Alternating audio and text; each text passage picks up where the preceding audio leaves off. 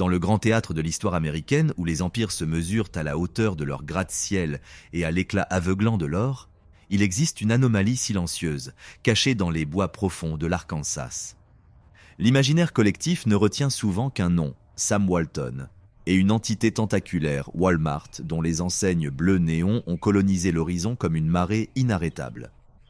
Mais avant que le monde ne devienne un immense supermarché, avant que le bruit incessant des caisses enregistreuses ne couvre le chant des oiseaux, il y avait le silence. Il y avait une terre brute. Et au centre de cette épopée, loin des projecteurs et de la vanité des hommes, repose un témoin immuable, la pierre grise de Bentonville. C'est elle, ancrée dans le sol humide de la forêt, qui a vu l'homme derrière le mythe. Elle a senti ses pas lourds, entendu ses murmures d'inquiétude, et surtout, elle a survécu à la colère du feu pour raconter ce que les livres de contes ne diront jamais. Ici, dans la pénombre des chênes, l'ambition ne portait pas de couronne, mais des bottes usées. L'histoire commence bien avant la gloire, dans la poussière aride de Kingfisher, en Oklahoma, en l'an de grâce 1918. C'était une époque où le ciel semblait peser plus lourd sur les épaules des hommes, où chaque dollar arraché au destin avait le goût métallique de la sueur et du sang. Sam Walton n'est pas né dans la soie. Il a grandi dans le mouvement perpétuel d'une famille cherchant sa survie, une caravane d'espoir traversant des paysages désolés par la crise. Dès son plus jeune âge, alors que d'autres jouaient, lui apprenait la valeur cruelle de la nécessité, observant le monde avec des yeux qui cherchèrent déjà à comprendre la mécanique secrète des échanges humains. Il était fasciné, non pas par l'argent en soi, mais par la chorégraphie du commerce. Pourquoi un homme entre-t-il ici ? Pourquoi une femme sourit-elle devant un étalage ?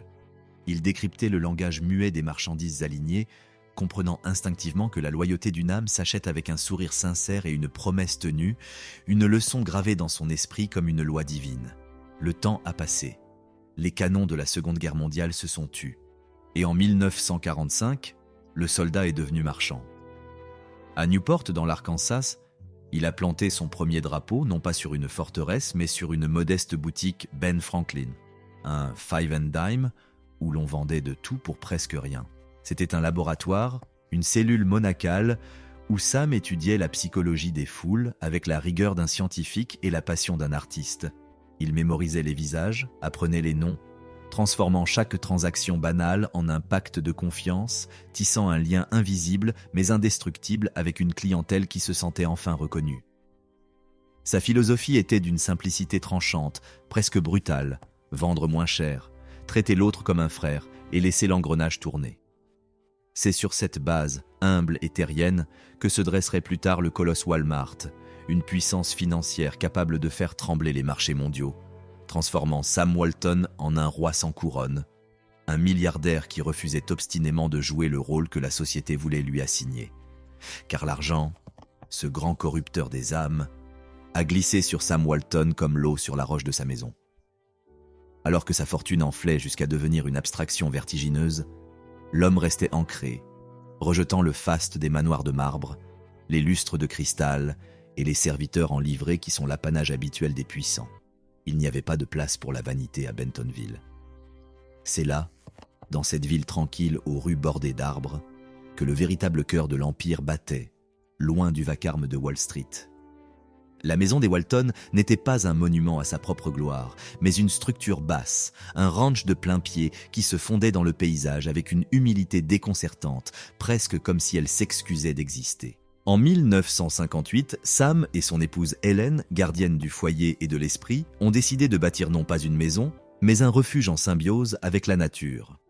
Ils ont fait appel à Hugh Fay Jones, un architecte visionnaire, disciple du légendaire Frank Lloyd Wright, pour sculpter un espace qui respecterait le silence de la forêt.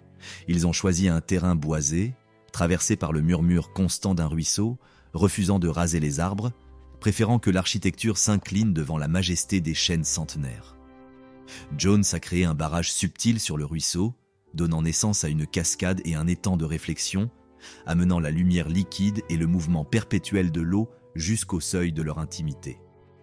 La maison était faite de pierres locales, rugueuses et solides, et de bois chaud, créant une atmosphère de cottage paisible, un cocon où Alice, Rob, Jim et John pouvaient grandir à l'abri des regards, entourée de meubles simples et de murs qui respiraient la chaleur d'une vie normale. Mais le destin, dans sa tragique ironie, aime rappeler aux hommes que rien n'est éternel, pas même la pierre. En avril 1972, le ciel s'est déchiré, non pas comme un avertissement, mais comme une sentence.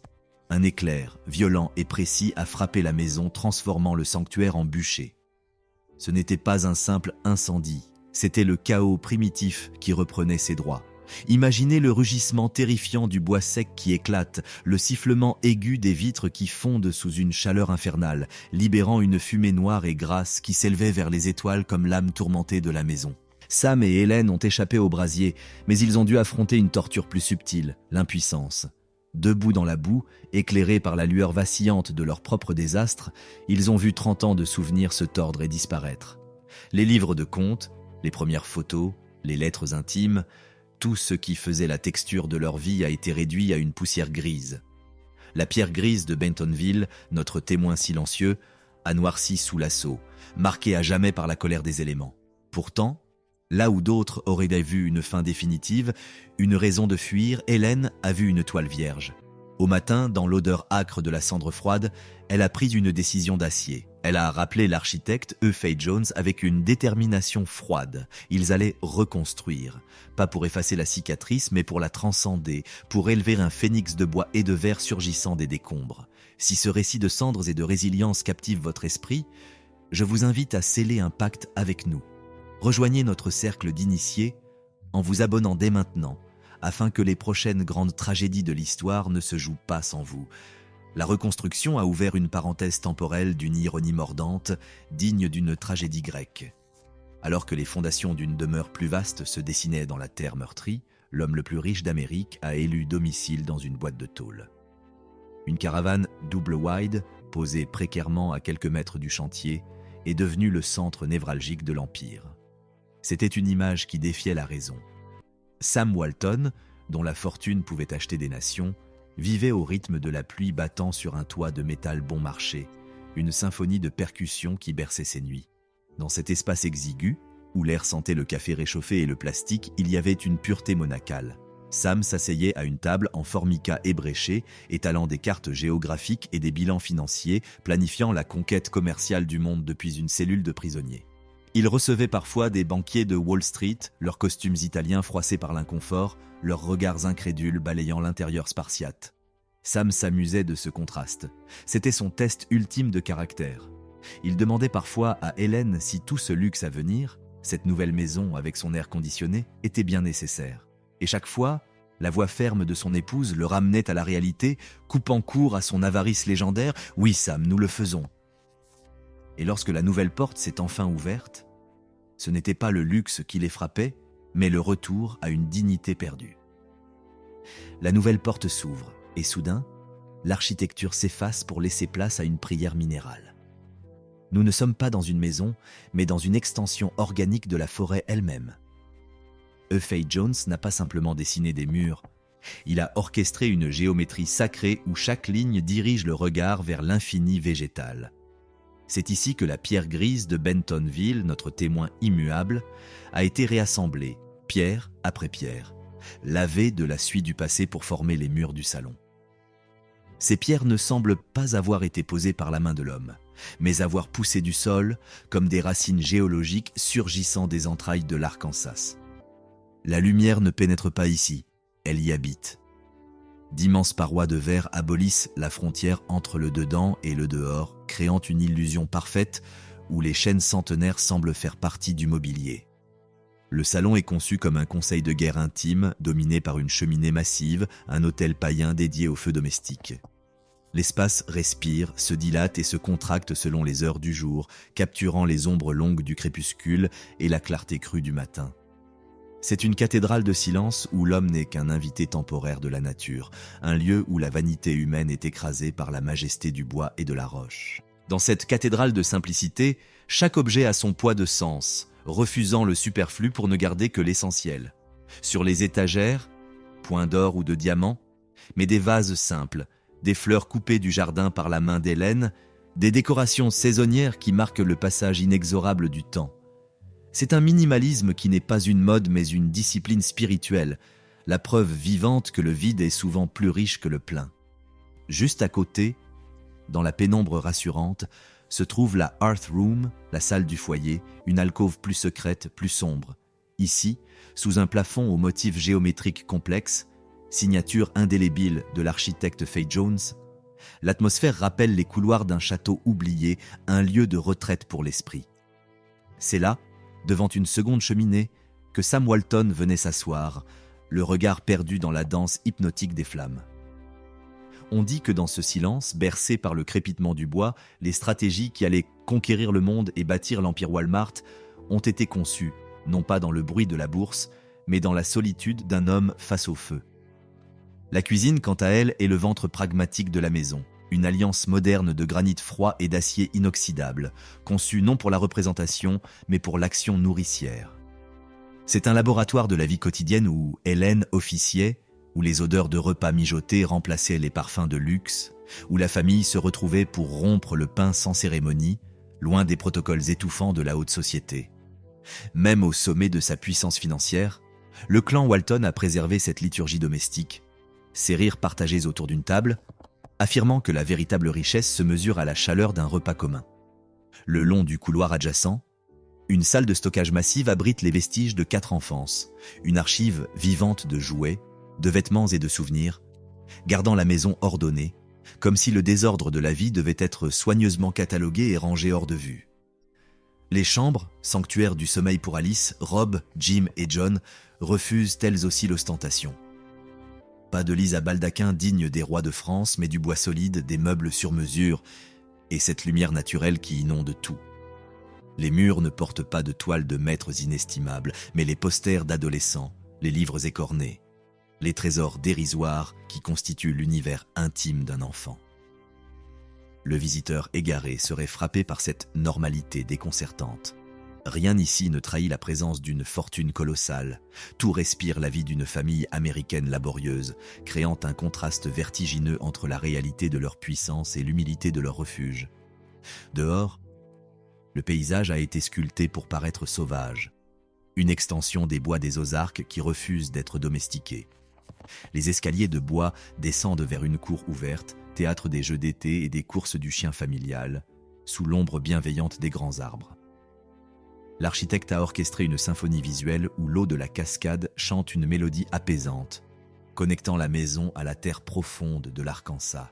C'est ici, dans ce décor qui semble éternel, que les souvenirs se sont sédimentés. Les anniversaires, les promenades solitaires, les échos de rires qui se perdent dans le feuillage.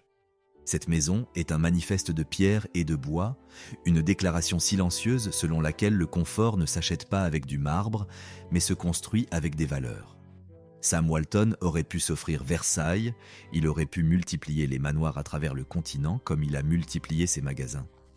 Pourtant, il est resté là, fidèle à ce ranch de plein pied, ancré dans une ville de province, entouré de voisins qui le connaissaient par son prénom. La maison de Bentonville n'était pas un outil de séduction sociale, mais une forteresse de paix. Les canapés invitaient à la détente, non à la pause. Le bois réchauffait l'âme, et l'art au mur n'était que le reflet des goûts simples d'Hélène. C'était un lieu de rassemblement stratégique où la diplomatie se faisait en chaussettes, où les partenaires commerciaux et les associés étaient invités à tomber le masque.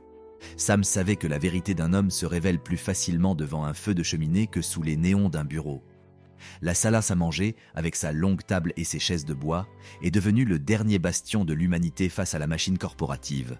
Un lieu sacré où, peu importe la taille de l'empire, la famille restait la seule et unique priorité, célébrée chaque soir sous le regard attentif d'Hélène.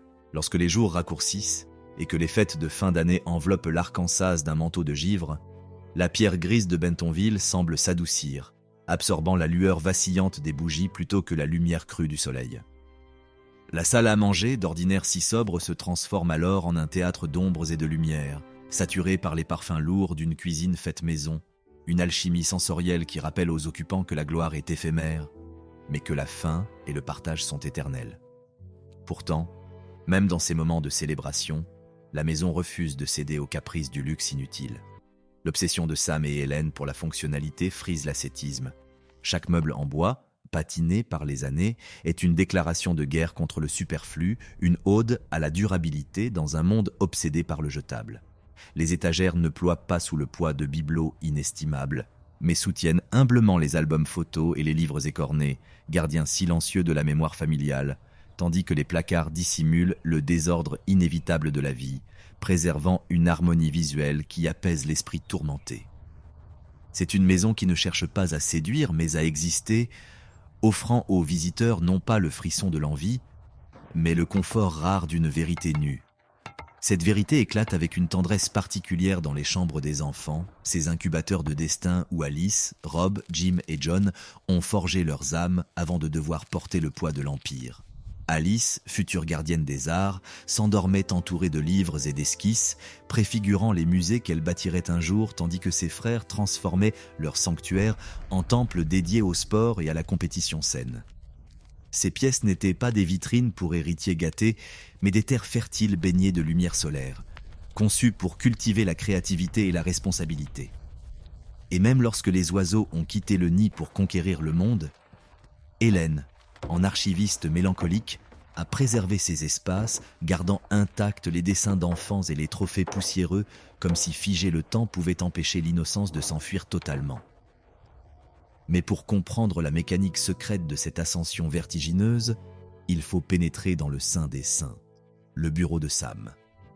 Loin des tours d'ivoire de Manhattan, loin des bureaux panoramiques qui dominent les métropoles, le commandement de la plus grande entreprise de détail au monde s'exerçait depuis une pièce exiguë, meublée avec une simplicité monacale.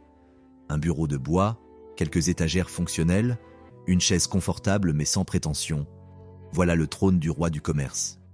Pas de plaques dorées, pas de fauteuils en cuir de Cordoue, pas d'art intimidant. Juste un homme. Ses rapports financiers et une fenêtre ouverte sur la cour, lui rappelant sans cesse que le succès ne se mesure pas à l'épaisseur du tapis, mais à l'impact que l'on a sur la vie des gens ordinaires. C'était un espace de travail, de labeur pur, où Sam répétait inlassablement que l'argent n'est qu'un outil et que la véritable réussite est de servir son prochain. Ce refus obstiné de l'opulence, partagé avec ferveur par Hélène, a transformé leur existence en un paradoxe vivant. Posséder les moyens d'acheter des royaumes, mais choisir de vivre comme des jardiniers de l'âme. Dehors, le jardin s'étendait comme une métaphore de cette philosophie, une nappe de verdure sauvage que l'architecte avait refusé de domestiquer totalement. Les arbres des Ozarks projetaient des ombres longues et protectrices, et le chant de la cascade artificielle offrait une bande-son apaisante, loin du vacarme des conseils d'administration. Ce n'était pas un parc à la française taillé au cordeau, mais une clairière forestière, un lieu de connexion brute où les enfants apprenèrent la valeur de l'effort par le jardinage, les mains dans la terre, loin des abstractions de la haute finance. C'est ici, dans cet équilibre précaire entre le travail titanesque et la vie simple, que les valeurs de Walmart ont été cimentées, non pas sur la cupidité, mais sur une forme de justice paysanne et de respect humain. L'influence de cette maison modeste a fini par déborder de ses murs de pierre pour contaminer toute la région, transformant Bentonville, bourgade assoupie au milieu des collines et des fermes, en un épicentre mondial improbable. Sam Walton n'a pas choisi cet endroit par hasard. Il a fui le bruit des grandes cités pour s'ancrer dans le réel, pour rester à portée de voix de ceux qu'il servait. Il voulait que ses voisins restent ses voisins, que ses clients restent ses amis. Aujourd'hui encore, le fantôme de ses débuts hante le centre-ville, matérialisé par le Walton 5 et 10, ce petit magasin originel devenu musée, relique sacrée d'une époque révolue. En déambulant dans ces allées reconstituées, on ne voit pas seulement des objets, on ressent la présence d'un homme qui arpentait ces mêmes trottoirs, carnet en main, écoutant les doléances des passants avec une humilité désarmante. C'est cette proximité, cette décision radicale de ne jamais s'éloigner de la source, qui a fait que l'Empire, malgré sa taille monstrueuse, a gardé son cœur battant ici, dans la poussière et la verdure de l'Arkansas, fidèle à l'image de son créateur. Mais si l'on écoute attentivement le vent qui balaie les collines, on comprend que la véritable richesse des Walton ne résidait pas dans les coffres de la banque, mais dans la terre noire et les racines profondes des Ozarks. Cette forêt primitive, qui enlace la maison comme une armure végétale, a fini par engendrer un autre miracle, bien des décennies après la pose de la première pierre. C'est là, dans le creux d'une vallée forestière, que s'élève le musée Crystal Bridges, une cathédrale de verre et de bois suspendue au-dessus des eaux sombres. Ce n'est pas un caprice de milliardaire, mais l'offrande d'Alice Walton, la fille qui a troqué le commerce pour la beauté. Ce sanctuaire abrite l'âme artistique de l'Amérique, un lieu où la nature et le génie humain dialoguent en silence, prouvant que les valeurs germées dans la maison simple de Bentonville pouvaient fleurir en chefs-d'œuvre accessibles à tous, loin de l'élitisme des grandes métropoles. C'est le paradoxe ultime de cette dynastie. Posséder le monde, mais refuser de le porter comme une parure. Les habitants de Bentonville, témoins discrets de cette étrange normalité, ont vu les Walton errer dans les allées de leur propre supermarché, pousser leurs caddies comme des anonymes, refuser les grilles dorées et les tours d'ivoire. Ils ont vu des titans de la finance marcher dans la rue, vulnérables et accessibles, rejetant la tourmente de la gloire pour la paix de l'anonymat. La maison leur a enseigné une leçon cruelle et belle. L'argent peut construire des murs, mais seule l'humilité peut construire une communauté. Et tandis que Bentonville se métamorphosait, passant d'une bourgade endormie à un centre névralgique de l'économie mondiale, attirant fournisseurs et opportunistes comme des papillons vers la lumière, la maison de Sam, elle, est restée immobile. Un point fixe dans un univers en expansion, un rappel obstiné que tout empire, aussi vaste soit-il, doit avoir un cœur qui bat au rythme lent de la province. La question qui hante souvent les grandes fortunes est celle de la décadence, cette érosion inévitable qui frappe les héritiers gâtés par le destin. Mais ici, le poison du luxe n'a pas pris. La maison a agi comme un antidote. Alice, Rob, Jim et John, ce dernier fauché trop tôt par la tragédie en 2005, ont grandi avec l'odeur du bois ciré et la chaleur du foyer, non avec celle de leur froid. Ils ont appris que le succès n'est pas une destination, mais une responsabilité, un fardeau qu'il faut porter avec droiture. Chacun a pris sa part du monde. L'art pour Alice, la direction pour Rob, la finance pour Jim, la philanthropie pour John. Mais tous portaient en eux la marque indélébile de ces chambres modestes, de ces couloirs où résonnaient les rires et les leçons d'un père qui refusait d'être un roi. Aujourd'hui, alors que le soleil se couche sur l'Arkansas, la maison de Bentonville demeure une fenêtre ouverte sur l'âme de Sam Walton. Le visiteur qui s'attend à Versailles ne trouve qu'un ranch. Il cherche le trône et ne trouve qu'un fauteuil usé face à une cheminée de pierre. C'est là que réside le secret, l'alchimie mystérieuse d'une vie. Sam Walton n'a pas bâti son empire depuis un palais, mais depuis un foyer. Il a prouvé au monde que la grandeur ne se mesure pas à la hauteur des plafonds, mais à la profondeur des convictions. Ce n'est pas une maison de marbre, c'est une maison de moments.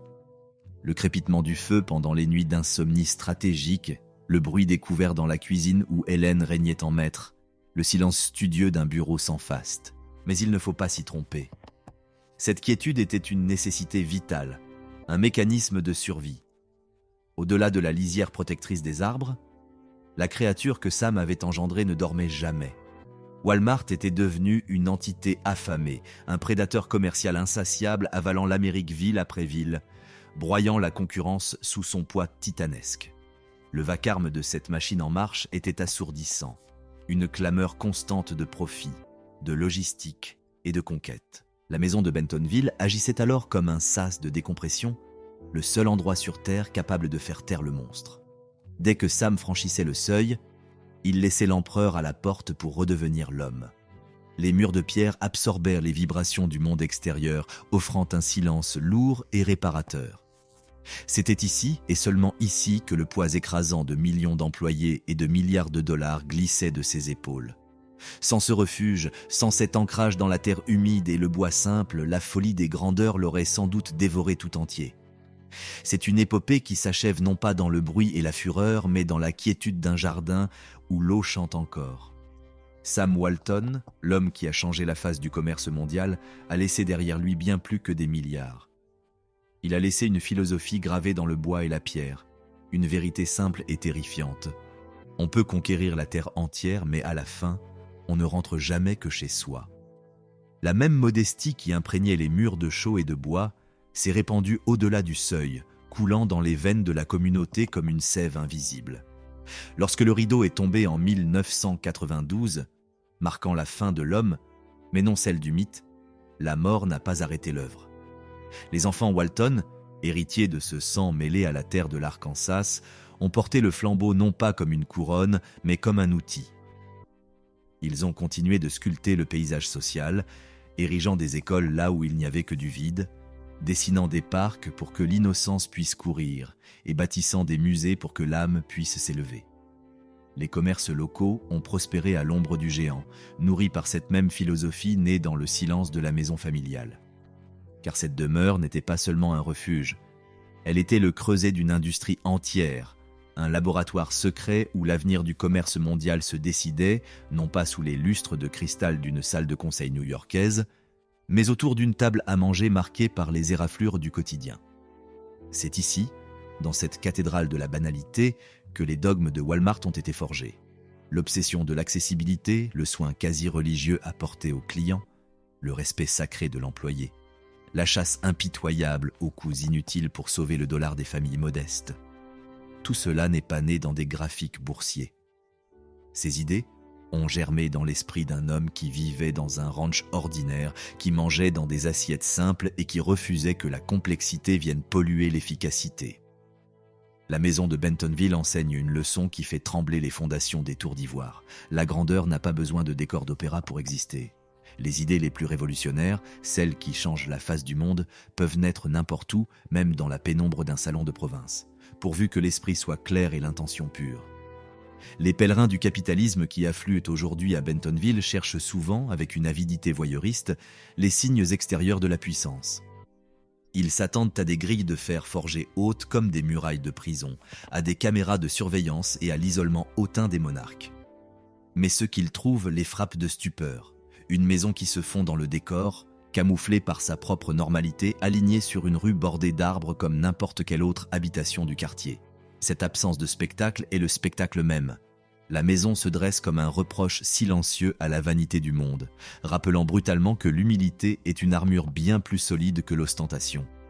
Elle murmure que le confort de l'âme vaut mieux que le luxe des sens, et que l'on peut posséder des milliards sans perdre son humanité. Plus on contemple cette demeure, plus le fossé se creuse entre Sam Walton et les autres titans de l'histoire. Là où d'autres ont construit des mausolées à leur propre gloire de leur vivant, Sam a choisi la fidélité à ses racines. Son histoire n'est pas celle d'une fuite vers les sommets, mais d'un ancrage obstiné dans le sol. Alors que Walmart devenait une entité titanesque, une machine valant des centaines de milliards de dollars, capable de dicter sa loi aux nations, son créateur continuait de dormir sous un toit qui aurait pu être celui de n'importe quel ouvrier américain. Il a choisi le calme contre le bruit, la vie réelle contre le théâtre des apparences, la simplicité contre l'extravagance baroque. Et c'est ce choix radical, presque monacal, qui a scellé sa légende. La maison de Bentonville est bien plus qu'une structure de bois et de pierre. C'est un testament philosophique. Elle incarne la famille, le labeur, la vision et surtout ce but ultime qui dépasse l'accumulation, servir. Elle prouve que les géants peuvent naître dans les berceaux les plus petits, que le succès n'exige pas le sacrifice de ses valeurs et que le véritable pouvoir réside dans la capacité à rester soi-même quand le monde entier vous invite à devenir un autre. Ceux qui repartent de Bentonville ne sont pas éblouis par l'or, car il n'y en a pas. Ils sont éblouis par la vérité. Ils comprennent que le succès ne se mesure pas au mètre carré, mais à l'impact laissé dans le sillage d'une vie. Sam Walton a laissé une empreinte indélébile sur l'histoire économique de l'Amérique, mais son héritage le plus poignant, le plus intime, est celui que sa maison continue de chuchoter au vent des Ozarks. Vivre simplement, travailler dur, rester humble, aider les autres. 4 piliers invisibles qui ont soutenu un toit, une famille, une entreprise, et finalement, toute une région. Mais alors que Sam Walton s'efforçait de fondre son empire dans l'humilité des bois de l'Arkansas, d'autres titans du rêve américain concevaient la réussite comme un spectacle permanent. Pour ces bâtisseurs, la richesse n'était pas un outil de discrétion, mais un droit d'entrée dans l'Olympe de la haute société. Quittons la sobriété monacale de Bentonville pour les falaises balayées par les embruns de Newport, Rhode Island. Là-bas, à l'opposé du pragmatisme des Walton, se dresse The Elms, une forteresse de vanité, un palais français transplanté sur le sol américain qui, envers et contre tout, a refusé de laisser l'horloge sonner la fin de l'âge d'or. Bentonville et Newport, 2 visages d'une même Amérique séparés par des milliers de kilomètres et des visions opposées de la destinée. Une famille a choisi de cacher son or sous un toit de bois et de pierres locales, tandis qu'une autre l'a gravé dans chaque moulure d'une façade française. Pourtant, ces deux récits convergent vers une seule vérité obsédante. Nos demeures sont les seuls fantômes que nous laissons derrière nous. Qu'il s'agisse d'un ranch qui murmure l'humilité ou d'un palais qui hurle la grandeur, ces structures nous rappellent que les empires finissent par s'effriter et que les fortunes se dispersent au vent. Ce qui demeure, c'est l'intention gravée dans la pierre, le témoin immuable de ce que nous étions quand le monde ne regardait pas, et de ce que nous espérions devenir aux yeux de l'éternité. Chapitre 1er. Le fils de l'immigrant allemand. La famille Berwind était originaire de Bavière. Johann Paulus Berwind immigra à Philadelphie et trouva un emploi au sein de la manufacture de pianos Prieten et Berwind, façonnant des instruments pour une clientèle qui pouvait s'offrir le luxe dont il était lui-même privé. Son épouse, Augusta, éleva leurs 5 fils dans un foyer régi par la discipline allemande et l'ambition des déracinés. En Amérique, les origines importaient moins que les accomplissements. Cette leçon forgea le caractère de tous les garçons, mais particulièrement celui du 3e fils, né le 17 juin 1848, Edward Julius. À 17 ans, son destin bascula. Le président Abraham Lincoln signa personnellement les documents nommant le fils du facteur de pianos à l'Académie navale des États-Unis à Annapolis.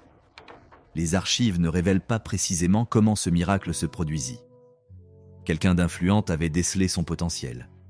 Peut-être un politicien de Philadelphie ou une relation militaire. La signature de Lincoln ouvrit des portes qui restèrent d'ordinaire closes pour des familles comme les Berwind. Annapolis exigeait une discipline qu'Edward possédait déjà. Il y suivit 4 années d'un entraînement rigoureux en mathématiques, ingénierie, tactique navale et matelotage. Diplômé en juin 1869 avec le grade d'aspirant, il intégra une institution militaire qui valorisait autant la compétence que les relations. Il monta rapidement en grade, devenant enseigne en 1870, puis maître en 1872. Son service durant la guerre franco-prussienne lui offrit une expérience internationale. Sa rencontre avec le prince de Galles, alors qu'il n'était qu'un jeune officier, lui apporta quelque chose de plus précieux encore, un lien avec la royauté européenne qui se révélerait utile des décennies plus tard. Sous l'administration Grant, son affectation comme aide de camp naval à la Maison-Blanche le plaça dans l'intimité des hommes qui dirigeaient le pays. Mais la solde militaire était modeste et l'avancement lent. En mai 1875, à l'âge de 26 ans, son service actif prit fin lorsqu'il fut placé sur la liste des retraités de la marine. Les dossiers évoquent une incapacité liée au service, sans plus de détails. Sa pension, environ $150 par mois, lui assurerait une rente à vie, mais sa carrière militaire était terminée. De retour à Philadelphie, son frère aîné, Charles, avait déjà tracé une autre voie vers le succès. Commençant comme simple employé de bureau à 16 ans pour la Powell Coal and Iron Company, Charles s'était élevé par sa seule compétence jusqu'au poste de vice-président à 21 ans. En 1869, il était parti fonder sa propre entreprise. 5 ans plus tard, son partenariat avec le juge Allison White donna naissance à une firme portant leurs 2 noms. Le charbon était alors en train de transformer l'Amérique. Les chemins de fer le consommaient par tonnes. Les usines exigeaient un approvisionnement constant et les navires à vapeur en avaient besoin pour traverser l'Atlantique. L'industrie était en pleine expansion et les hommes qui contrôlaient la production contrôlaient une richesse colossale. Charles l'avait compris. Lorsqu'il eut besoin d'aide pour gérer cette croissance, son jeune frère, tout juste sorti de la marine avec ses capacités d'organisation et son expérience du commandement, s'imposa comme le choix évident. Il fallut des années pour apprendre le métier, non pas le travail physique de la mine, mais sa dimension stratégique, sécuriser des terres aux gisements prometteurs, négocier les contrats, identifier les clients solvables et établir des relations de confiance avec les dirigeants des chemins de fer qui achetaient en gros volume. C'était un travail qui exigeait de l'intelligence, de la patience et une certaine forme de rudesse. En janvier 1886, l'entreprise fut officiellement constituée sous le nom de Berwind White Coal Mining Company. Charles en assurait la présidence. Le juge White apportait son expertise juridique et ses relations politiques. Le jeune frère Berwind, après 10 ans passés à maîtriser chaque facette de l'industrie, devint un associé à part entière. Puis, en 1890, Charles mourut soudainement à l'âge de 44 ans. La question de la succession fut immédiate. Qui pouvait reprendre les rênes d'une opération contrôlant désormais de multiples mines à travers la Pennsylvanie, qui comprenait à la fois les détails opérationnels et la vision stratégique? À 41 ans, l'ancien officier de marine prit le commandement. Sous sa direction, Berwyn White allait passer d'une entreprise régionale prospère à un empire d'une toute autre envergure, une puissance bâtie sur le charbon qui contrôlerait un jour plus de 100 000 acres et ferait de son propriétaire l'un des industriels les plus puissants d'Amérique. Mais bâtir un tel empire exigerait plus que du flair commercial. Il faudrait l'alliance du plus grand financier de la nation, une volonté de briser toute opposition ouvrière, et le genre de fortune capable d'ouvrir les portes de cercle où les fils de facteurs de piano n'étaient pas censés entrer. La métamorphose de cette famille d'immigrants en aristocratie américaine était sur le point de s'accélérer. Et tout commença par un pacte entre un baron du charbon et un banquier nommé J.P. Morgan. Chapitre 2. Le baron du charbon et J.P. Morgan. La Pennsylvanie reposait sur des milliards de tonnes de charbon bitumineux et dès 1890, Berwyn White régnait sur un réseau de mines en pleine expansion. Le modèle économique était limpide. Acquérir des terres aux gisements prouvés, lancer l'extraction et verrouiller des contrats à long terme avec les compagnies ferroviaires et les usines. Pour réussir, 3 éléments étaient indispensables: l'échelle, l'efficacité et l'accès au capital pour financer une expansion agressive. John Pierpont Morgan apporta ce 3e pilier. Le financier le plus puissant d'Amérique n'investissait pas dans de petites opérations ou par sentimentalisme. Morgan orchestrait des consolidations qui transformaient des industries fragmentées en monopoles efficaces. Il l'avait fait pour le rail et l'acier. Le charbon était sa prochaine cible. L'accord avec Berwind se développa durant les années 1890 sur la base d'un avantage mutuel. Les capitaux de Morgan finançaient l'expansion rapide, tandis que Berwind garantissait la compétence opérationnelle et les rendements constants exigés par le banquier. Les résultats ne se firent pas attendre. En 1903, Berwyn White contrôlait 105 000 acres de terres charbonnières en Pennsylvanie, produisant 2,5 millions de tonnes par an pour des bénéfices atteignant 8 millions de dollars. La ville de Windber, anagramme à peine voilé du nom Berwind, surgit des terres du comté de Somerset pour abriter des milliers de mineurs et leurs familles dans des logements appartenant à l'entreprise. Pour la seule année, 1897, 13 nouvelles mines furent ouvertes dans la région. Mais le coût humain de cette expansion fut vertigineux. Lors de la Grande Grève de 1922, la firme Berwyn White sabra les salaires de plus de 50% et n'accorda que 5 jours aux ouvriers grévistes pour évacuer les maisons de la compagnie. Des familles entières furent jetées sur les routes, s'installant dans des campements de fortune sous des tentes, tandis que l'entreprise embauchait des briseurs de grève. Berwind refusa catégoriquement de reconnaître les syndicats, maintenant ses mines sous le régime de l'open shop, bien après que ses concurrents eurent accepté la négociation collective. Cette inflexibilité lui valut l'étiquette de Robber Baron, de baron pillard de l'industrie, une réputation qu'Edward Berwind semblait porter sans le moindre inconfort. Le soutien de J.P. Morgan lui ouvrit des portes bien au-delà des mines de charbon. Il accumula près de 50 mandats d'administrateur dans des compagnies ferroviaires, des banques et des lignes de paquebots. On le retrouva même au cœur du système de métro de New York, siégeant aux côtés de figures comme Peter Widner, au sein de conseils d'administration qui contrôlaient les infrastructures vitales de l'Amérique. En 1900, la presse le rangeait parmi les 58 hommes qui dirigeaient l'Amérique. Son charbon alimentait la marine américaine par le biais de contrats que beaucoup jugeaient monopolistiques. À sa mort en 1936, sa fortune était estimée à 34 millions de dollars. C'était cette manne, extraite des montagnes de Pennsylvanie par des hommes respirant la poussière noire dans l'obscurité, qui allait bâtir The Elms. Pourtant, à Newport, là où les fortunes industrielles se rassemblaient chaque été pour faire étalage de leur réussite, personne ne s'interrogeait sur l'origine de cet argent. Ce qui importait, c'était de démontrer un goût sûr, une culture vaste et le raffinement nécessaire pour dépenser cette richesse avec discernement. Berwind possédait la fortune. Il lui fallait maintenant quelqu'un pour lui enseigner tout le reste. Cette éducation viendrait d'une femme rencontrée en Italie, fille d'un diplomate américain qui partageait son ambition d'intégrer les cercles les plus fermés de la haute société. Chapitre 3. Sarah et l'art de l'élégance européenne. Sarah Vesta Hermione Thor avait grandi à Livourne, en Italie, où son père, Franklin, servait comme agent consulaire dans ce port toscan. Elle s'était imprégnée de l'esthétique européenne, apprenant à distinguer une céramique de la Renaissance authentique d'une imitation tardive, à identifier les techniques des maîtres du rococo français et à savoir quel marchand vénitien était digne de confiance. Lorsqu'elle épousa le baron du Charbon en 1886, elle lui apporta ce que son argent ne pouvait acheter, un goût éduqué. Berwind avait 38 ans, une réussite éclatante en Pennsylvanie, mais l'ambition farouche de transcender ses origines de fils d'artisan. Sarah avait 30 ans et maîtrisait parfaitement le langage visuel de l'aristocratie européenne. Leur partenariat fut une réussite totale car chacun apportait ce qui manquait à l'autre. Tout au long des années 1890, ils bâtirent une collection destinée à remplir un palais. L'un de leurs premiers achats majeurs fut une série de peintures vénitiennes du XVIIIe siècle provenant du palais K-Corner. Ces scènes historiques n'étaient pas de simples pièces décoratives choisies pour leur couleur. Elles possédaient une provenance irréprochable, issue d'un véritable palais italien. C'était l'acte d'un collectionneur sérieux, non d'un simple acheteur compulsif.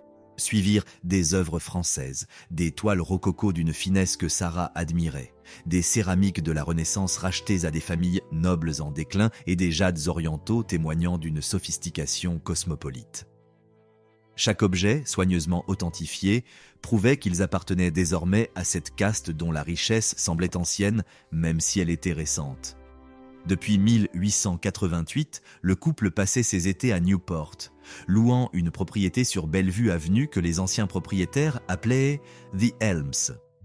Ce pavillon de style italien leur suffit quelques saisons, mais à la fin des années 1890, l'expansion de la fortune et des ambitions sociales de Berwind rendit les limites de la demeure évidentes. Les Vanderbilt venaient d'achever « The Breakers », un mastodonte de 70 pièces inspiré de la Renaissance italienne. Les Astor, les Belmont, les Gould bâtissaient ou agrandissaient tout leur domaine. Chaque manoir était un manifeste de hiérarchie. Le pavillon de Berwind, trop modeste pour les réceptions fastueuses que l'on attendait d'un homme de son rang, fut rasé par des équipes de démolition en 1899. La vision de Sarah pour la nouvelle demeure était précise, un château français dans le style Louis XVI.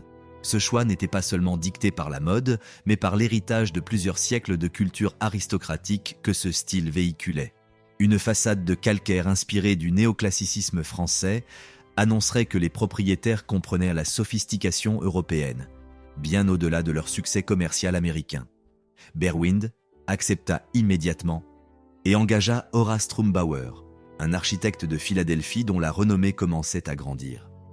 Cette commande, construire un palais français pour l'un des plus grands barons du charbon, allait établir Trumbauer comme l'architecte de référence de l'élite industrielle. Pour les intérieurs, ils firent appel à la maison Jules Allard et Fils de Paris, la firme même qui meublait les châteaux de la véritable noblesse française. Chapitre 4. Newport et l'impératif de l'éclat. À l'aube des années 1890, Newport s'était métamorphosé, passant d'un paisible port colonial à la colonie d'été la plus exclusive d'Amérique. Bellevue Avenue était devenue le théâtre où les fortunes industrielles se livraient une guerre de prestige par l'architecture. Mais ces familles de bâtisseurs partageaient un problème de taille. Leur argent était neuf. La richesse des Vanderbilt venait du rail, celle des Astor de l'immobilier et celle des Berwind du charbon. Aucun n'était issu de la noblesse. Newport était le creuset où ces barons transformaient leur fortune récente en un statut quasi héréditaire. Cependant, cette métamorphose exigeait plus que de simples dollars. Elle exigeait de l'étiquette. Madame Caroline Astor régnait alors en monarque absolu sur la société. Ses 400, le nombre de personnes pouvant tenir dans sa salle de bal, représentèrent les seules familles dignes d'être fréquentées. Son approbation décidait des invitations, et son jugement influençait chaque décision architecturale sur Bellevue Avenue. Un faux pas, et vous étiez relégué au rang de parvenu vulgaire, quel que soit le solde de votre compte en banque. Berwind le savait. Malgré ses millions de bénéfices et ses correspondances avec Theodore Roosevelt ou le Kaiser Guillaume II, sa modeste résidence d'été minait ses accomplissements. Lorsqu'un invité franchissait son seuil, il voyait immédiatement que le propriétaire n'avait pas encore atteint le sommet de la pyramide sociale. En 1898, cette situation était devenue intenable.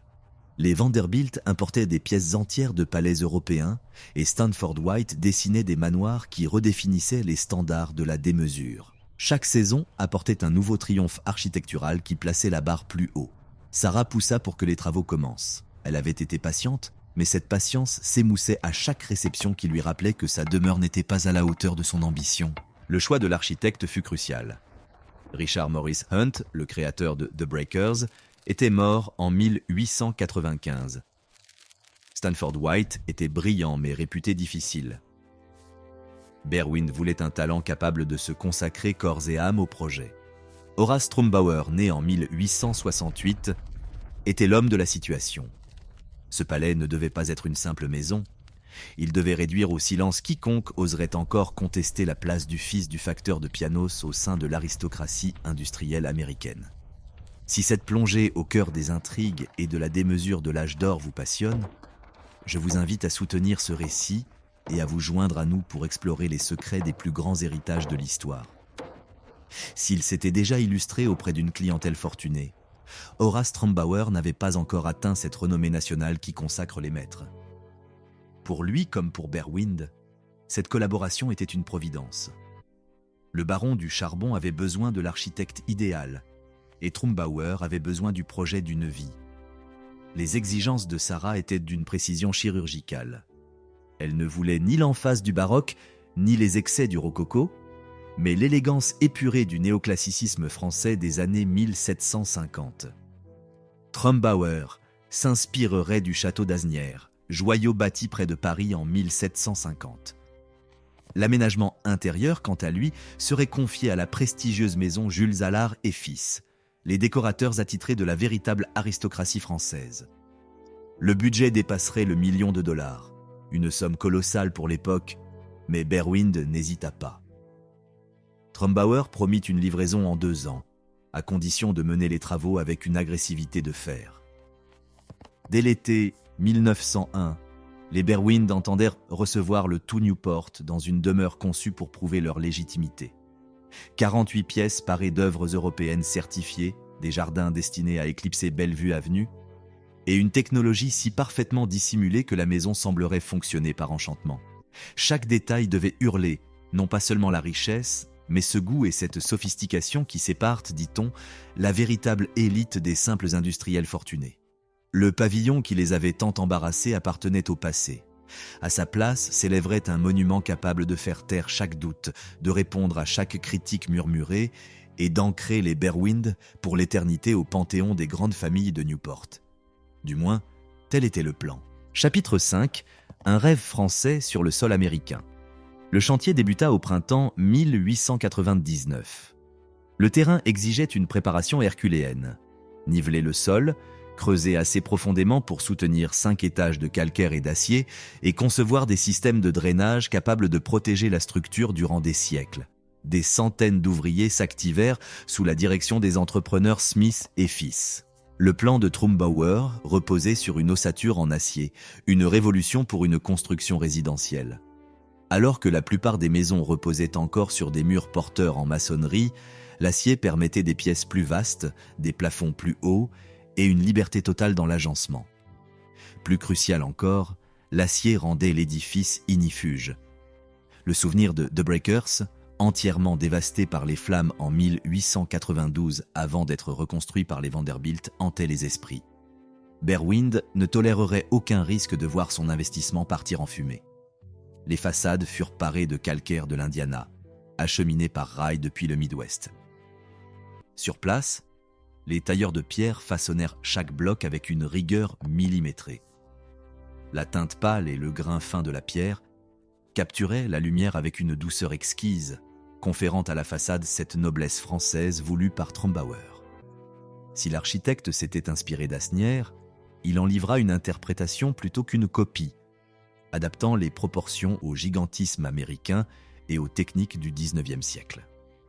À l'intérieur, la maison Jules Allard et Fils prit les commandes. Ces experts en châteaux français dessinèrent chaque pièce maîtresse autour de la collection d'art des Berwind. La salle à manger deviendrait l'écrin des toiles vénitiennes, tandis que le grand salon exposerait les céramiques de la Renaissance dans des vitrines sur mesure. Rien ne fut laissé au hasard, ni à l'interprétation d'artisans locaux. Mais ce qui distinguait véritablement The Elms des autres manoirs de Newport, c'était sa technologie de pointe, cachée avec un soin tel que les invités ne soupçonnèrent jamais la machinerie à l'œuvre. La maison devait fonctionner comme un hôtel de luxe, mais avec l'apparence de la magie. L'électricité d'abord, The Elms fut l'une des premières résidences américaines entièrement câblées, sans aucun système de secours au gaz. Plus de 1500 ampoules illuminèrent le manoir. Comme les premières lampes ne produisaient qu'une dizaine de watts, on les regroupait en grappes lumineuses pour compenser leur faible éclat.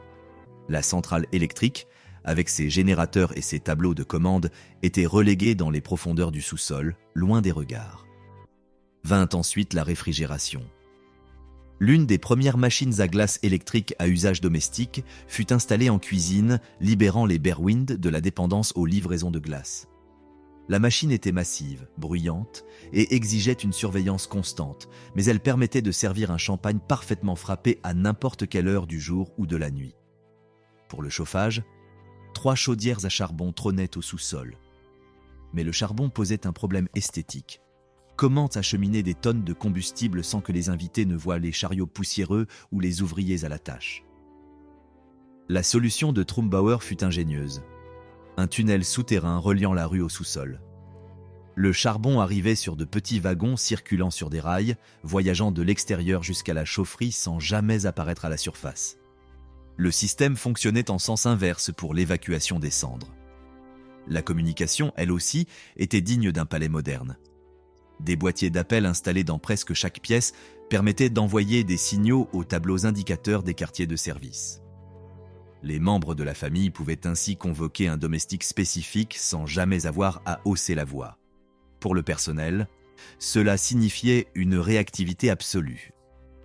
Les espaces de service étaient d'ailleurs totalement isolés des zones de réception, escaliers dérobés, passages secrets, couloirs de service. Tout était positionné pour que les domestiques se déplacent de manière invisible, comme des ombres. Ils entraient par une porte latérale dissimulée sous des glycines épaisses, dont le feuillage étouffait également le bruit des livraisons, préservant ainsi le calme olympien exigé par Berwind. Fin 1900, l'extérieur était achevé. La façade de calcaire étincelait sous son toit d'ardoise sombre. À l'intérieur, le chantier restait une coquille vide qui exigerait encore des mois de travail avant que les meubles d'Allard ne puissent être installés. Le coût final avoisina les 1,5 million de dollars, l'équivalent de plus de 50 millions de dollars aujourd'hui. Mais le résultat était à la hauteur du sacrifice. En cet été 1901, Edward et Sarah Berwind inaugurèrent leur demeure lors d'une réception mémorable. Les invités déambulèrent dans des galeries remplies de trésors européens, admirant les chefs-d'œuvre vénitiens et la finesse des jardins. La maison avait coûté une fortune, mais elle avait rempli sa mission. Plus personne n'oserait demander si les Berwind avaient leur place parmi l'élite de Newport. Le bâtiment lui-même venait de clore le débat. Chapitre 6. Jardins à la française et palais de l'automobile. La demeure fut achevée en 1901, mais ses abords n'étaient alors qu'une terre brute. Edward Berwind disposait de 14 acres qu'il devait métamorphoser. D'un simple terrain agricole, il voulait faire un écrin digne de son château. Le premier projet paysager, d'inspiration naturaliste, manquait d'audace. Ce n'était pas la déclaration de puissance que Berwind recherchait. Vers 1907, les goûts de l'élite de Newport évoluèrent vers la rigueur des jardins classiques européens, privilégiant la géométrie, la symétrie et la statuaire de marbre. Les Berwind décidèrent que leur domaine méritait ce traitement royal. Ils firent appel à Jacques Grébert, architecte paysagiste français dont le génie pour le classicisme allait transfigurer le paysage. L'approche bucolique disparut, balayée par une ambition monumentale. Le cœur du domaine devint une grande allée s'étirant depuis la maison vers 2 pavillons de marbre. L'échelle était vertigineuse. Des centaines de mètres de pelouses impeccables créant une perspective fuyante qui rappelait Versailles ou Fontainebleau. Au bout de cette allée, des marches descendaient vers un jardin bas, un jardin creux orné de motifs complexes en haies de buis, de sculptures de bronze et de jeux d'eau calibrés au millimètre près. À l'origine, des ormes américains bordaient la propriété, donnant son nom à la demeure The Elms. Mais avant la Seconde Guerre mondiale, la maladie de l'orme ravagea la Nouvelle-Angleterre. Les Berwind les remplacèrent par des êtres pleureurs. Leur écorce argentée et leurs branches cascadant sous la lumière créèrent une atmosphère nouvelle, presque onirique. Partout, le murmure de l'eau devint le métronome du domaine. 44 urnes de pierre et 29 sculptures peuplèrent les terrasses, chaque pièce étant choisie pour affirmer que la culture des propriétaires était aussi profonde que leur bourse. En bordure du terrain, l'ancienne remise à voiture laissa place au progrès. En 1910, l'automobile remplaçait le cheval.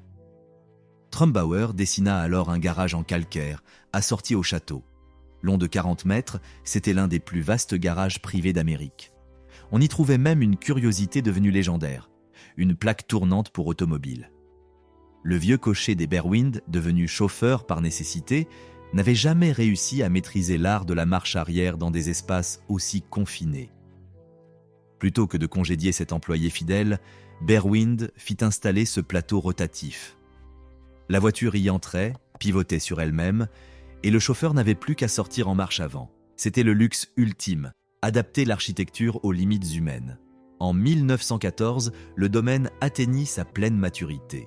Les jardins de Grébert, entretenus par 12 jardiniers à plein temps, étaient parfaits.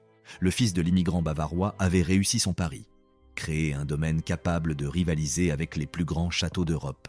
Il ne restait plus qu'à faire vivre ce décor à travers les réceptions somptueuses qui définissaient la saison de Newport.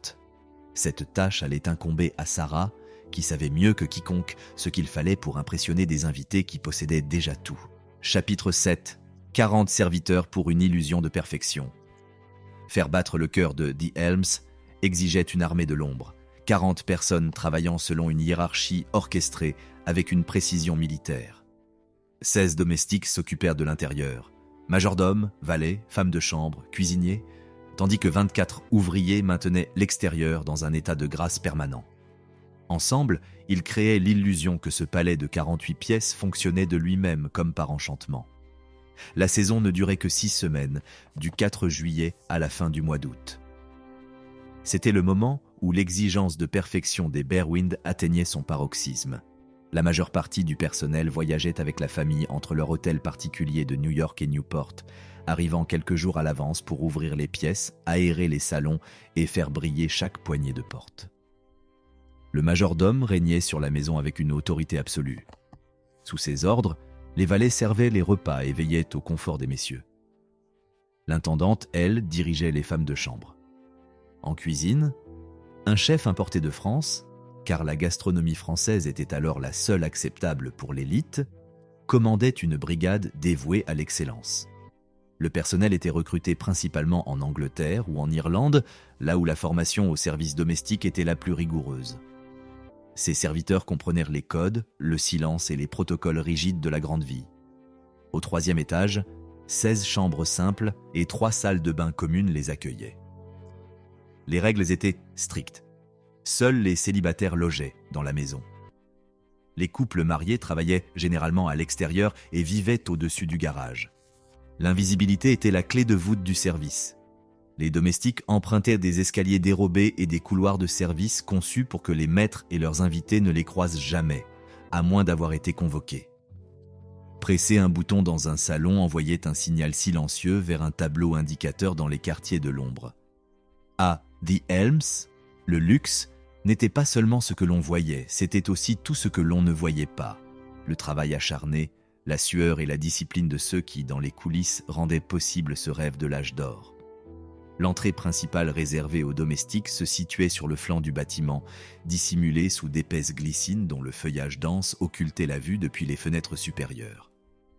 Cette barrière végétale servait également d'écran acoustique, étouffant le fracas des livraisons, le murmure des conversations et le tumulte du travail qui aurait pu troubler la sérénité olympienne exigée par les maîtres. À l'intérieur, le système de boîtiers d'appel rendait la mobilisation du personnel d'une efficacité redoutable, évitant à quiconque d'avoir à élever la voix ou à chercher de l'aide.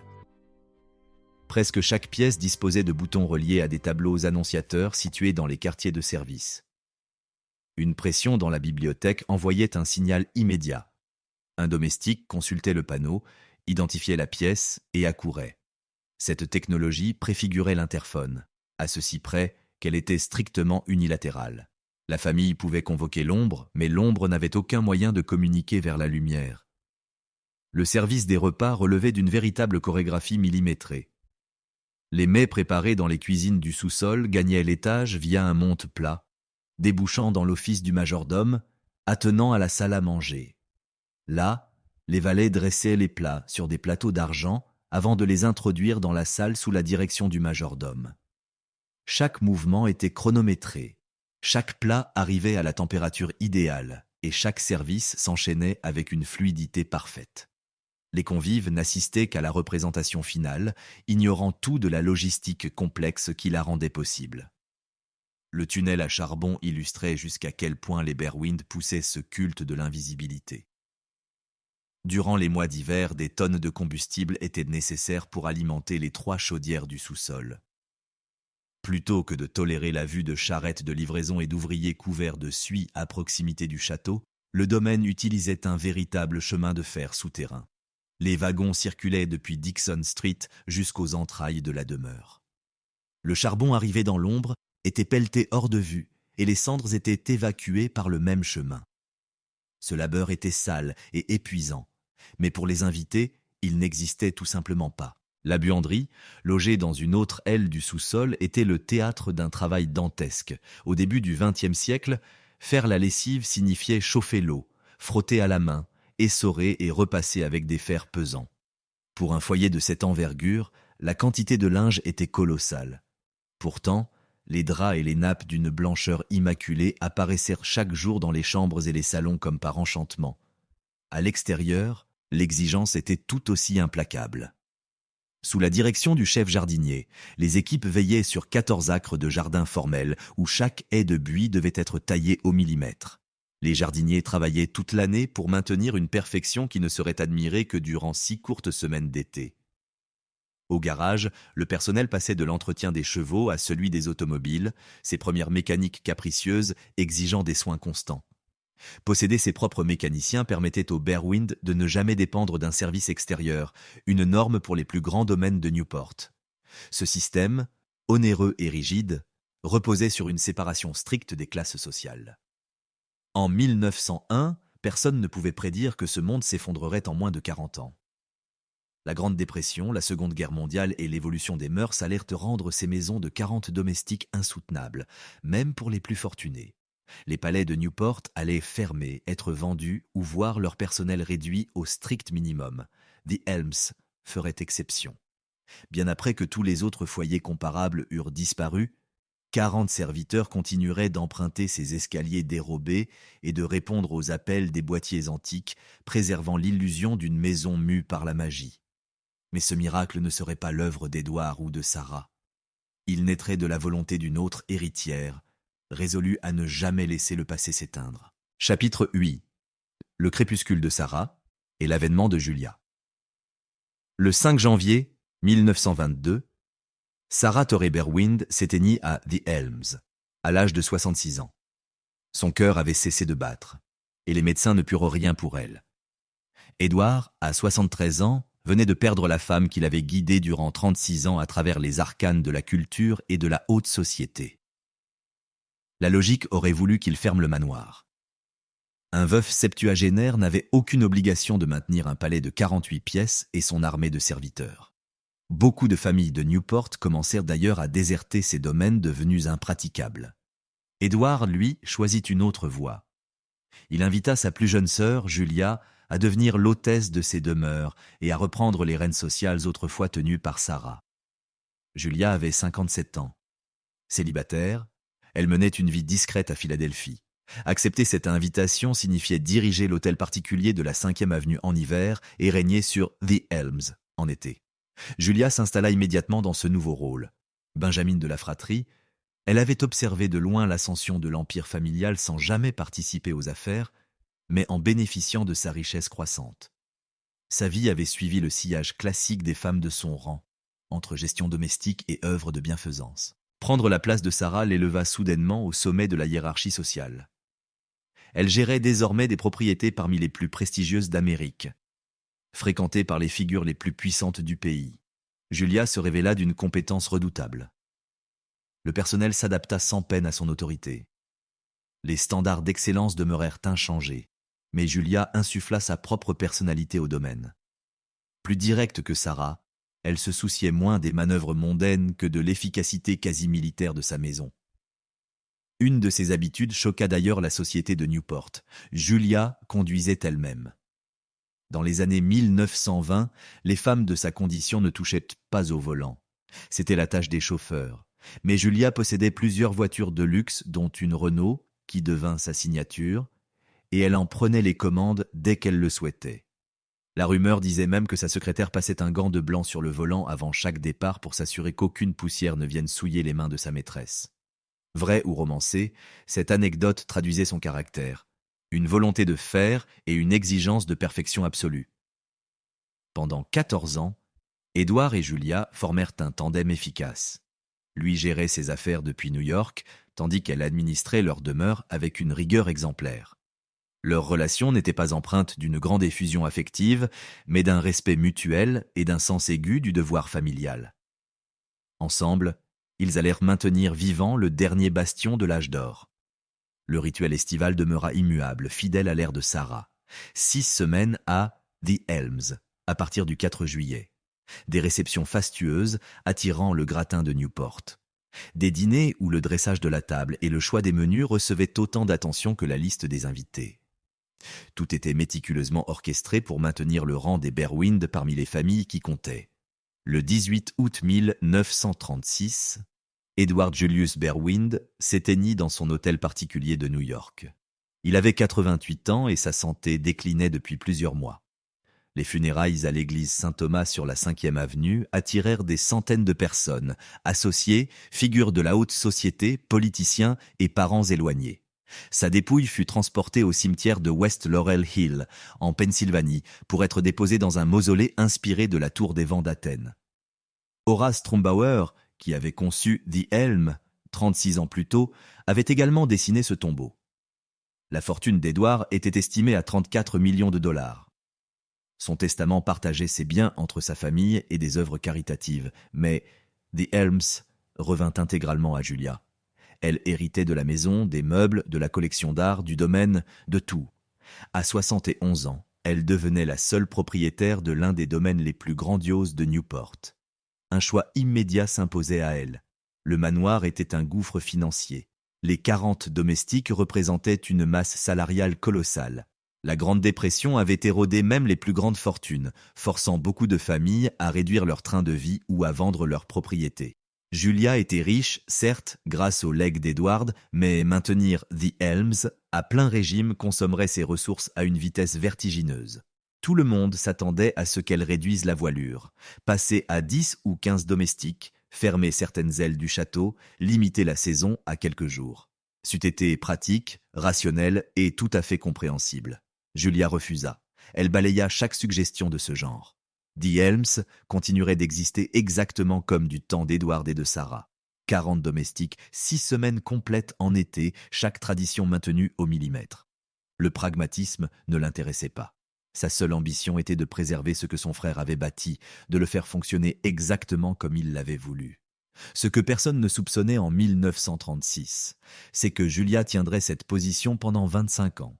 Tandis que l'Amérique traversait la Seconde Guerre mondiale, le boom de l'après-guerre, l'arrivée de la télévision, des banlieues et des lave-vaisselle, The Elms resterait figé en 1900. Julia allait maintenir l'âge d'or en vie par sa seule volonté farouche, bien après que ce monde eût disparu partout ailleurs. Chapitre 9. La femme qui garda 1901 en vie jusqu'en 1961. Avec le départ d'Edward, Julia n'avait pas seulement hérité d'un château, elle avait hérité d'une responsabilité. L'Amérique entrait dans une ère nouvelle. À la fin des années 1930, les demeures comme The Elms commençaient à s'effacer, vendues à des institutions, démolies pour la valeur de leur terrain ou maintenues à une échelle drastiquement réduite. L'époque des foyers à 40 domestiques touchait à sa fin. Julia ignora superbement ces changements. Elle ne préservait pas le passé par simple nostalgie. Elle ne voyait simplement aucune raison de changer ce qui fonctionnait à la perfection. Si cette attitude semblait encore tenable en 1936, le fossé entre The Elms et le reste du pays ne fit que se creuser avec le temps, rendant la demeure de Julia de plus en plus étrange, presque spectrale. Pendant que la Seconde Guerre mondiale mobilisait la nation et que les domestiques quittaient les maisons pour des emplois industriels mieux payés, The Elms ne changeait pas d'un iota. 40 personnes grimpaient toujours les escaliers de service pour servir une seule femme âgée. La buanderie illustrait parfaitement ce décalage. Dans les années 1940 et 1950, les foyers américains s'équipaient de machines à laver et de sèche-linge. The Elms n'en possédait aucun. On y lavait toujours le linge de lit à la main, on l'essorait manuellement et on le repassait avec des fers en fonte, comme en 1900. Julia jugeait les nouvelles machines inutiles. Les anciennes méthodes avaient fait leurs preuves. Le système de boîtier d'appel restait son seul moyen de convoquer son personnel, bien que dans les années 1950, cette technologie soit devenue risiblement obsolète.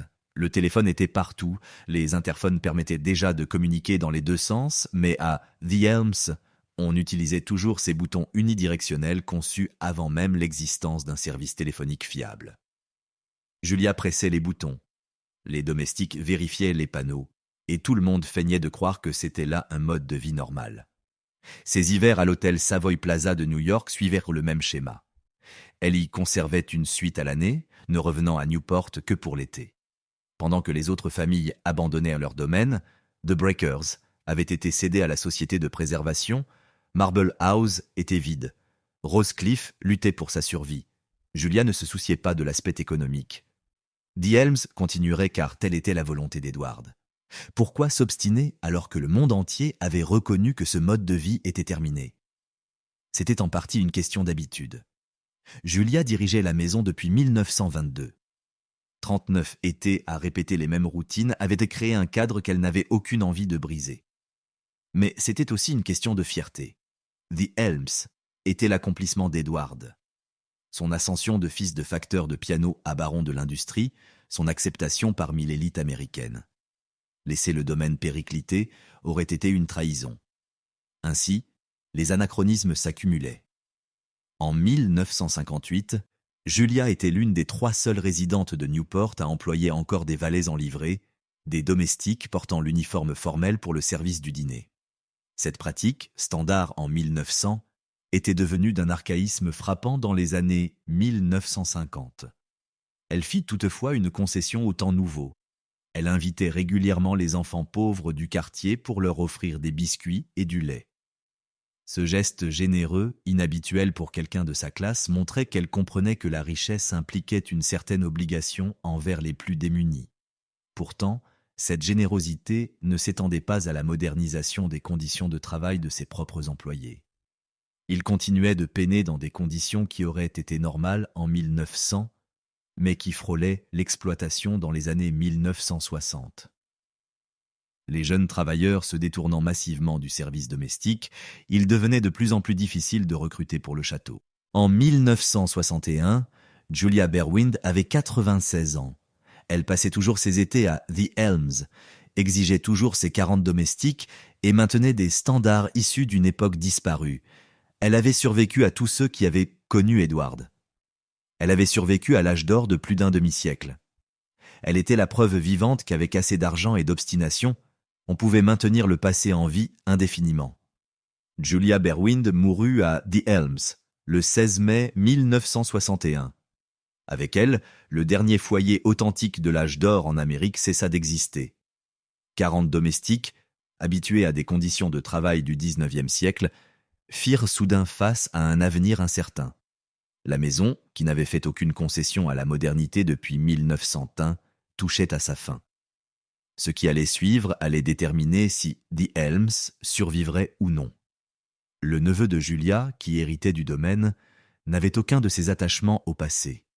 En quelques mois, tout ce que Julia avait protégé pendant 25 ans allait être menacé d'une destruction totale. Chapitre 10. La mort de Julia et l'ombre de la démolition. Le décès de Julia en mai 1961 marqua la fin brutale d'une époque. Charles E. Dunlap, son neveu âgé de 73 ans, hérita du domaine. Pour lui, L'héritage n'avait rien d'un cadeau empoisonné par la nostalgie. C'était un fardeau financier qu'il souhaitait liquider au plus vite. Dunlap n'avait aucun attachement romantique pour la détermination de sa tante à préserver le passé. Les chiffres parlaient d'eux-mêmes. Les coûts d'entretien annuels se chiffraient en centaines de milliers de dollars. Entre les taxes foncières, les assurances astronomiques pour couvrir les œuvres d'art et les frais fixes de chauffage et d'électricité, maintenir 40 domestiques était une folie qu'il n'avait aucune intention de poursuivre. En quelques semaines, Dunlap contacta des promoteurs new-yorkais. La proposition était simple: 14 acres de terrain vierge sur Bellevue Avenue, à Newport, avec un bâtiment imposant prêt à être rasé. L'emplacement était idéal. Un groupe d'investisseurs vit immédiatement le potentiel commercial. Raser le château pour y construire un centre commercial. Pour eux, ce monument n'était qu'une relique encombrante d'un mode de vie évaporé. Dunlap accepta l'offre et la vente fut scellée durant l'été 1961. The Elms appartenait désormais à des hommes dont le seul projet était sa destruction. Avant que la boule de démolition n'entre en scène, il fallait vider les lieux. Une vente aux enchères publiques fut organisée à la fin de l'année 1961. Tout ce que Julia avait protégé pendant des décennies, les peintures vénitiennes, les céramiques de la Renaissance, le mobilier signé Jules Allard, les jades orientaux, fut jeté en pâture aux plus offrants. La curée attira des marchands de tout le pays et des représentants de grands musées.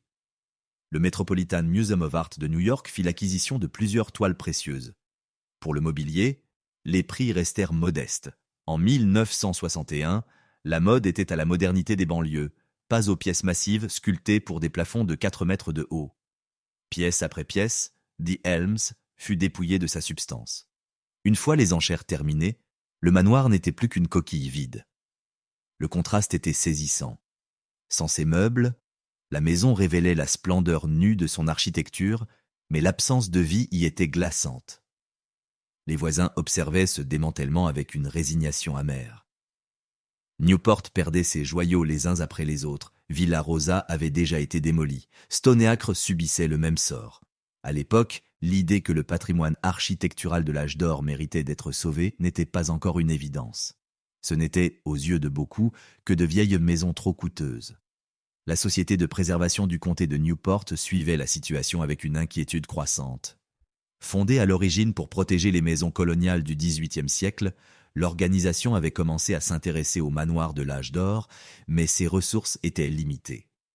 Pourquoi sauver The Elms, alors que tant d'autres bâtiments s'écroulaient? La réponse résidait dans le secret de Julia. Parce qu'elle avait refusé de moderniser quoi que ce soit, la maison était une capsule temporelle parfaite. Tout y était d'origine. Des boîtiers d'appel au tunnel à charbon. C'était l'exemple le plus authentique du fonctionnement réel de ces palais. Mais le temps pressait. La démolition était prévue pour le début de l'année 1962. The Elms n'avait plus que quelques semaines à vivre. Chapitre 11. À 3 semaines de l'irréparable. La société de préservation n'avait que quelques jours pour lever les fonds, négocier le rachat et finaliser la transaction avant l'arrivée des pelleteuses. Le défi semblait insurmontable pour une organisation déjà exsangue. Pourtant, laisser détruire The Elms revenait à amputer Newport d'une part de son âme. Une campagne d'urgence fut lancée. Les membres du conseil contactèrent les grandes familles de Newport, implorant leur aide. Certains répondirent avec générosité, hantés par le souvenir de Villa Rosa transformée en terrain vague.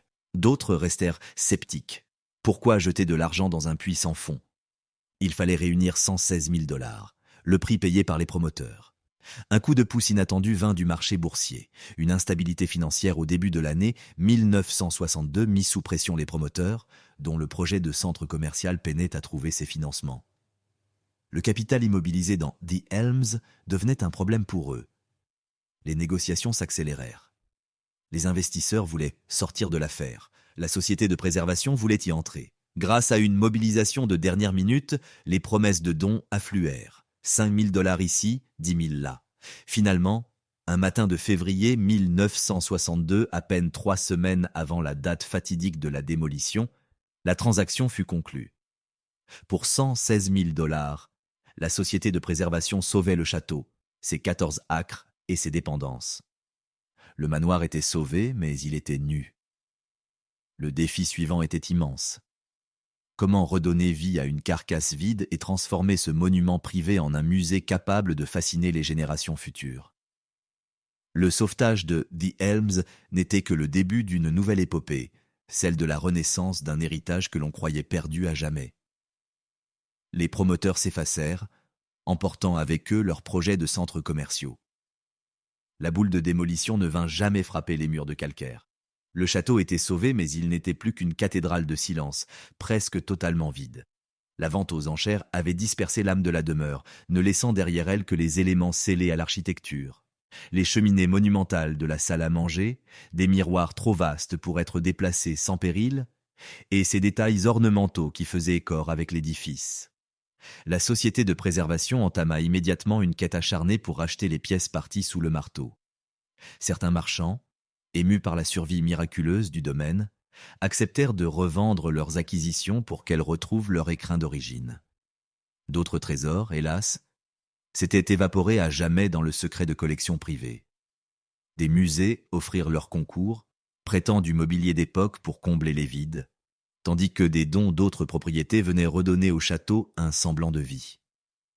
Lentement, la demeure retrouva sa superbe, cessant d'être une carcasse dépouillée pour redevenir un palais.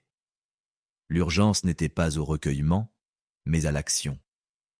Il fallait prouver aux donateurs et au monde que The Elms pouvait s'autofinancer. Au début du mois de mars 1962, 3 semaines seulement après la date initialement prévue pour sa destruction, le domaine ouvrit ses portes au public. L'engouement dépassa toutes les espérances. Mais si les visiteurs vinrent pour la démesure des salons, ils furent foudroyés par une découverte inattendue, les quartiers de l'ombre. Alors que la plupart des maisons musées ne montraient que les ors et les soies des salles de réception, The Elms dévoilait l'envers du décor. C'est ici que naquit ce que l'on appela le parcours de la vie domestique.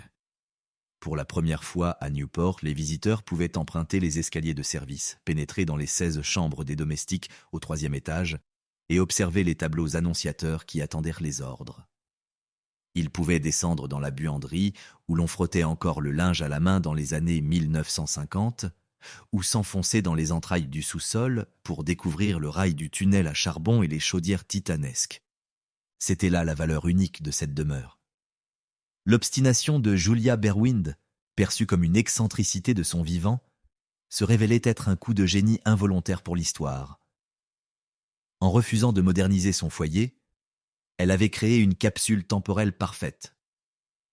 Tandis que les autres manoirs de Newport avaient converti leurs offices en entrepôts et arraché leur vieux système d'appel, The Elms restait figé en 1901, offrant aux générations futures le portrait le plus complet et le plus authentique d'une maison de l'âge d'or. En quelques mois, le château devint l'une des attractions les plus prisées de Rhode Island. Les historiens saluèrent cette authenticité brute, et les touristes se pressèrent pour comprendre ce dialogue permanent entre le luxe et le labeur. La maison qui avait failli finir en poussière sous un parking éduquait désormais des milliers de curieux chaque année. En 1971, The Elm fut inscrit au registre national des lieux historiques, avant d'être consacré monument historique national en 1996. La demeure qu'Edward Berwind avait bâtie pour prouver son appartenance à l'élite était devenue un monument public, un témoin silencieux d'une époque qui avait façonné l'Amérique moderne. Aujourd'hui encore, la société de préservation maintient ce rituel. On peut toujours visiter les quartiers des serviteurs et s'imaginer le vacarme des wagons de charbon sous les jardins. 3 semaines, c'est tout ce qui a séparé The Elms du néant. 3 semaines entre la survie et l'effacement total de son histoire. Par un concours de circonstances, une détermination farouche et les aléas de la bourse, le château a tenu bon. L'histoire a survécu, et avec elle, le témoignage le plus vibrant de ce qu'était réellement la vie à l'âge d'or, dans l'éclat des salons comme dans la pénombre des couloirs de service. Si ce voyage au cœur du faste et des secrets de l'âge d'or a su captiver votre esprit, je vous invite à soutenir ce travail de mémoire. En manifestant votre intérêt et en rejoignant notre cercle de passionnés, vous nous aidez à faire revivre ces récits d'un autre temps.